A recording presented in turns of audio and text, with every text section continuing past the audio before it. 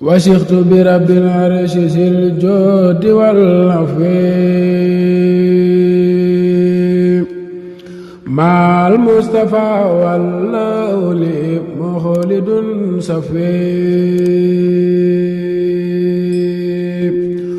وثقت برب العرش ذي الجود والعفو.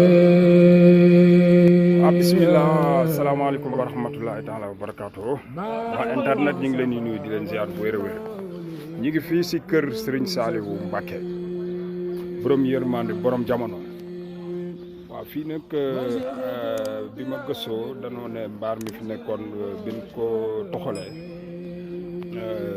maanaam ñu jël mbaar mi fi nekkoon defaat fii beneen mbaar bu mucc ay bu gën a kii boobu daal bu soobee yàlla maanaam jën bu si nekk rek mbaar mi fi nekkoon poto yi jën yi foo sempee jën rek ndox mi day ball mi ngi nii maanaam poto yi fi nga xamee ne poto yi fi la nekkoon rek foo kii rek ndox mi day ball. Waaw kër sëñ Saliou waaw bu ngeen xoolee yéen a ngi gis image yi nii waaw mais poto yi fi mu sempee mbaar mi daal poto yi daal foo kii poto yi rek ndox mi day ball di génn.